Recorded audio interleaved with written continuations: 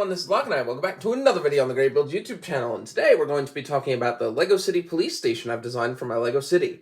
This is a completely custom design build that utilizes some different pieces, even from some different brands to get some cool stickered pieces, and is mostly finishing this back corner of the LEGO City here. So let's get right into it. First off, I want to mention that there is not many interior details at the moment. As you can see inside there's really just some wall detailing and stuff like that. Nothing really else. And that's primarily because I'm planning on doing another video at some point towards the middle of this year during the summer where I'm going to design furniture for every single one of the buildings in the LEGO City that currently doesn't have it, and add that furniture in retroactively.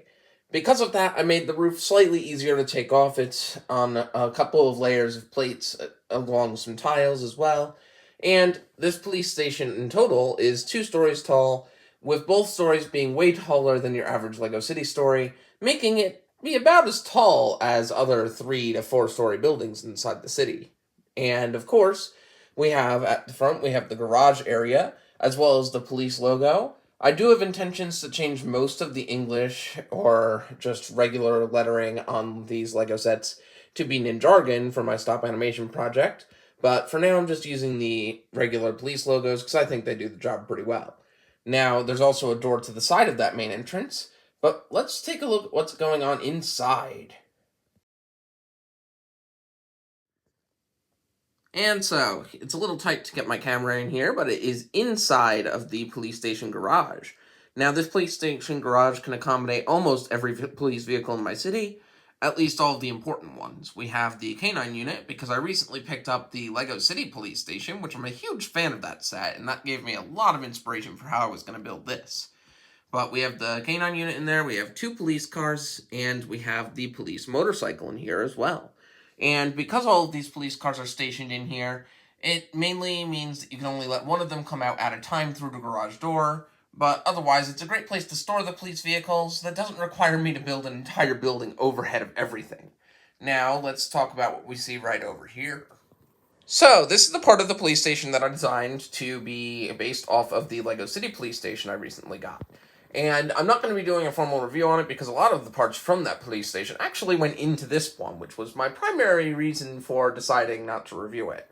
And of course, that police station is the LEGO City Police Station that came out most recently, which actually should have retired by now, but I picked it up in a store for $56, and it was a pretty good value and had a lot of really cool building features that I found impressive. One of the niche details of it, though, was that there was a walkway that went over the garage to the helipad. And I really liked that idea. It kept the helipad away from the main building, but still had a designated spot for it. So that's what I did over here. Now, the only difference with this one is, of course, the back is more built up for the garage, but also that I had to make room for the train to go underneath. And to do that, I actually had to make a modification to my train, which is kind of interesting. I've basically just made the nose of the train start a little bit sooner, and because of that, it can make sharper turns now. It's kind of a mini train update for you if you're interested, but of course, because of that, the rest of this building and many others in my city are built around the idea that the train has to go through first. And of course, there's also a door on the second story for people to be able to get out to the helicopter. And you can look out over at the train from this area of the walkway. Additionally, I wanted to mention one really, really cool piece that I've used in this, and you may have already noticed it. This is the steel girder element, which is like a pillar of sorts, but in royal blue, which is like LEGO's standard blue color. And of course, this is design that I've used them in. It's meant to mimic the firehouse over here. It uses a very similar design, and I want all of my emergency buildings to have that same design with the girders. Additionally, I wanted to mention this because when I get around to doing like an urgent care or a doctor's office build, I want to use the same idea with the girders there as well, though I don't know how that'll work yet. But these girder pieces I found on a pick-a-brick wall a while back, and I'm really thrilled with how these look. So, let's move on to a couple of tips that I have in regards to building your own custom LEGO police station. So, this is a segment I want to start doing with my LEGO City updates, where I don't just build something, but I also set aside time to talk about some things that I've learned while building this that I think other people might find useful. So, first off, let's talk about something about this custom police station. If you're looking to build your own custom police station, I would recommend to look in your collection for cool pieces that you have or cool recolors of parts that you have that you may not realize that would be useful for a build like this. In my case, that was the cool steel girders I got from the Pick-a-Brick wall, but you might have some other pieces in mind.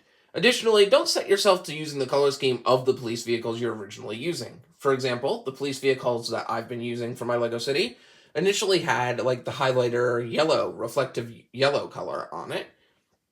And of course, I removed that from all the cars and removed it from the building to match my firehouse that also goes without that color. And that's primarily for something story-wise for my stop animation later, but the point is you can choose to use whatever colors you think would work for it, and you don't have to stick with what LEGO sets tell you the colors should be. Additionally, on top of that, I would like to mention something that I do with a lot of things in my city, and that is not limit myself to just LEGO parts. Now, I know for a lot of people, there's a lot of LEGO purists out there that say other parts aren't good, you should not use them, LEGO is the only collection material you should use. But I beg to differ. First of all, LEGO is super expensive, and second of all, their parts pool is actually quite limited compared to the competitors. And also, you're limiting yourself on printed and stickered pieces by going only with LEGO. So, for example, here in the front of the building, believe it or not, the garage door elements there are not LEGO. They are from another brand called Zuru Max, which made a police station that I picked up a while back for $13. And that police station was almost as big as the LEGO City one that cost me nearly $56. And of course, there's also a cool stickered piece on the window on the top from that kit as well. It also came with a lot of cool window panes, and their parts are pretty much the same from LEGO's in many regards. So I would recommend looking to other brands if you're okay with doing that for building large buildings like these. And finally, the other thing I'd like to think about is when I started designing this digitally, like I do with some of my LEGO City builds, I didn't realize the sheer size of this thing until I started putting it all together. And putting it together was definitely an interesting experience. It basically took up twice as much space as I was planning it to, and I had to readjust some parts to make it work with the train track, but otherwise I'm still really happy with how this came out, and it completes this corner of the LEGO City pretty well too.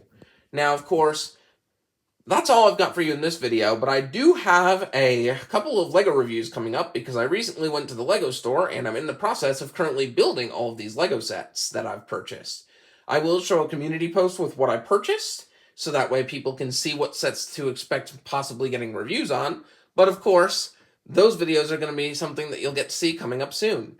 I hope you all enjoyed this video, though, and I'll see you in the next one, and I hope you all have a great day!